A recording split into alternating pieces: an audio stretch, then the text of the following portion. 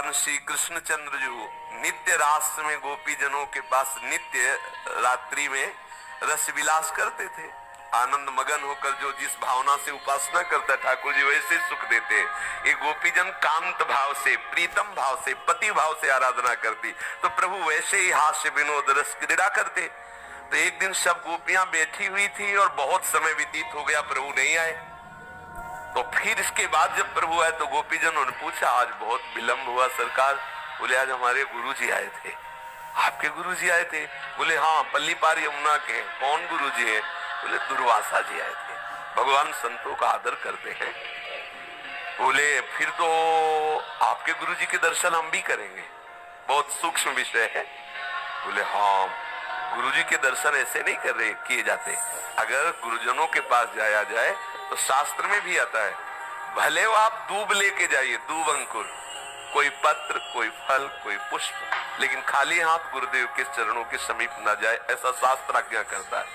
गोपीजनों ने कहा, पत्र पुष्प फल क्यों ले जाएंगे, हम तो बढ़िया ले जाएंगे, गुलाब जामुन, पुआ, खीर, पूड़ी, अभी हम सब मिलकर तैयार किए। अब वहां एक दो तो थी नहीं, यूथ की यूथ, मतलब अगर पुआ पूड़ी का एक जगह स्टॉक किया जाए तो छोटे मोटे गिरिराज जी, क्योंकि संपूर्ण ब्रजवासिनी, और गुरु जी आए हैं प्रीतम के, तो खूब सब जब चली तो उनका प्रीतम, एक बात बताओ, यमुना जी बढ़ी हुई है और रात्रि का समय नाविक मिलना तो मुश्किल, और नाविक भी मिलेगा तो सुबह तक पार हो पाएंगे, क्योंकि एक दो तो है नहीं।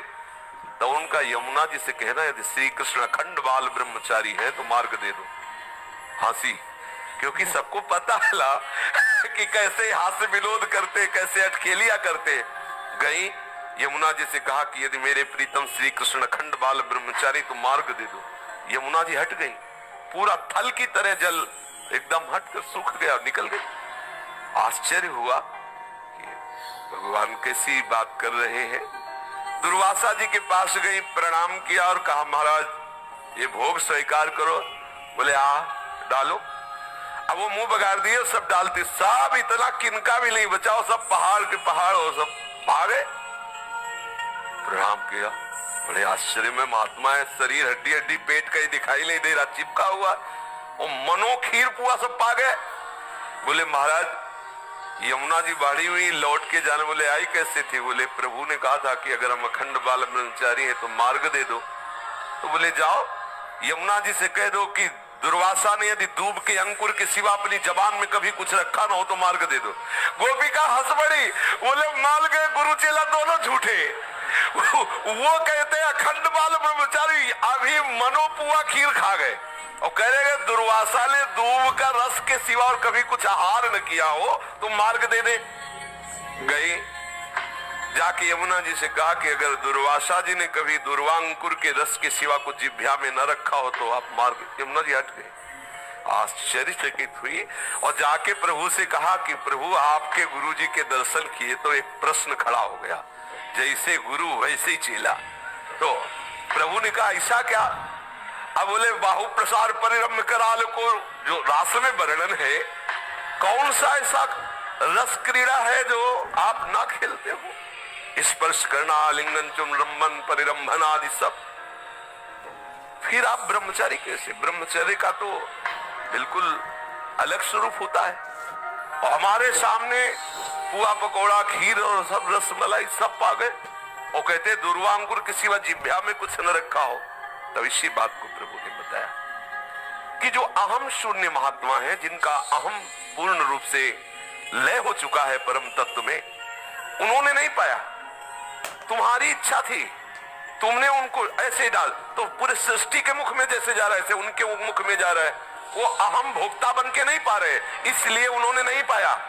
आपकी दृष्टि में पवाया गया, आपकी दृष्टि में वो पाए, लेकिन स्वयं ना उनकी इच्छा है ना वो भोक्ता है, इसलिए उन्होंने नहीं। इसलिए उनका वचन सत्य है, स्वयं में कभी आहार रूप से स्वीकार करते हैं तो केवल दूब का अंकुर, और हम स्वप्रतिबिंब विभ्रमा, जैसे छोटा सा बालक अपने प्रतिबिंब के साथ खेले, ऐसे गोपियों के आत्मा रूप में, उनके पतियों के आत्मा रूप में, और चराचर जगत के रूप में जो परम तत्व विराजमान है, वही श्री कृष्ण स्वरूप से क्रीड़ा कर रहा है। वो अपने आप से अपने आप में खेल रहे, इसलिए अखंड ब्रह्मचारी है। स्वप्रतिबिंब विभ्रम, जैसे छोटा सा बालक कांच के मंदिर में अपने ही प्रतिबिंब से खेलता है, ऐसे गोपी नाम च तत्पति नाम सर्वेशाम में उच्च। गोपियों के पति और सब चराचर जगत की जो आत्मा है वही अपने आप से अपने आप में खेल रहा है, इसलिए अखंड ब्रह्मचारी। तो हमको अपने कर्मों का फल इसलिए भोगना पड़ता है कि हम अपने कर्म मानते हैं और हम स्वयं अहम से एक शरीर में सीमित हो गए हैं, इसलिए भोक्ता बनना ही पड़ेगा, जबरदस्ती बनना पड़ेगा। यदि आप कर्ता बनेंगे और आप कुछ ना बनो